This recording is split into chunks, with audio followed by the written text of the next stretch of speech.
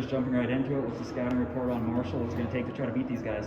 Yeah, it's going to take our best game, first and foremost. They're very, very talented. One of the top defenses, not only in the conference in a lot of categories, but in the nation in a lot of categories. They do a really good job of getting after the quarterback. I think they're sixth in the country in sacks per game right now. And a lot of good players. They're coached really well. The defensive coordinator, Coach Guidry, he was at McNeese State for years, and I used to play him back in my Houston Baptist days. So, really coach really well. Guys play hard. A bunch of really good, talented football players. So it's going to take our best shot for sure.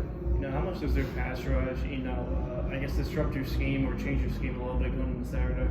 Yeah, we're going to continue to do what we're doing. But clearly there's a priority for Bailey getting the ball out of his hands quickly, and for the O-line of making sure we're protecting him and trying to keep him off his back.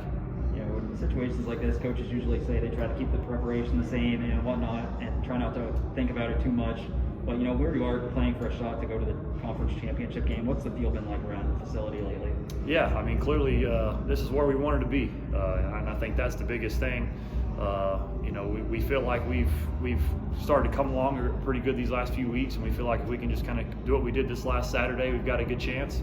But once again, like I said, really good football team we're playing this weekend. So, but our guys are ready. Like I said, we got the right look in our eye. This is where we hoped we'd be all year, and at the end of the day, it's up to this one to go to the conference championship game. So I think we're ready to go.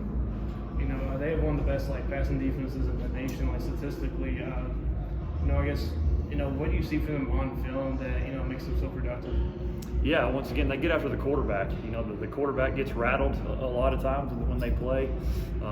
Anytime a quarterback gets hit, he gets uncomfortable back there, and they do a really good job of getting after the quarterback. And once again, they do a really good job of keeping the routes in front of them. Really good defensive backs. So I think there's a lot of different factors, but getting after the quarterback, and then, like I said, the defensive backs, making sure they keep everything in front of them are kind of the two main keys there. Bailey and Jared have been showing out all year.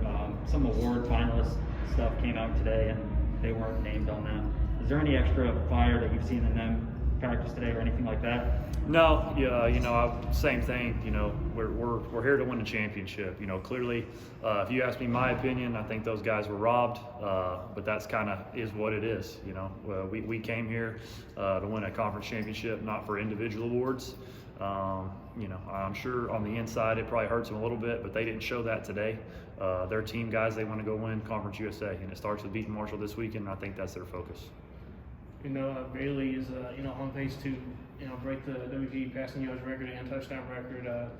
Saturday. I guess could you walk me through just a little bit what he's meant to you, just y'all's relationship a little bit going through Houston Baptist and now here? Yeah, it's been a hell of a ride. 4 years together, a lot of hours together, a lot of film watching and live talks and everything in between. So he's going to hold a special place in my heart for a long, long time. He was my first, as a full-time coach, my first quarterback I ever got to coach. And so, he means the world to me, always will. It's kind of bittersweet, these last few days winding down with him. But we're trying to make the most of it. And like I said, we go win this weekend, we get more opportunities together, and that's kind of what we're looking forward to. A few weeks ago I asked you about what you know about 100 Miles of Hate rivalry, but Moonshine Throwdown, the history of this rivalry, I guess, what do you know about it, and what does it mean to this program, do you think? Yeah, it seems like it's a dogfight every year, kind of like we were talking about with the other one.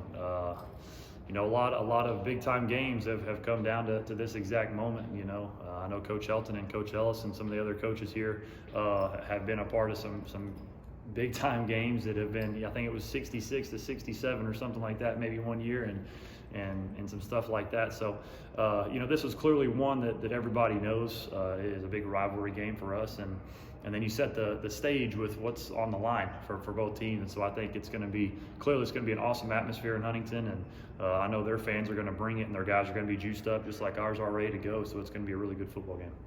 He's losing the last couple of matchups against Marshall. Does that add any pressure? And then, you're new here, so does that bring a little bit more flavor into the game a little bit? I'll be honest with you. I had no idea the last few years' results. It doesn't mean a whole lot to me. This is 2021, and we're trying to win the game in 2021.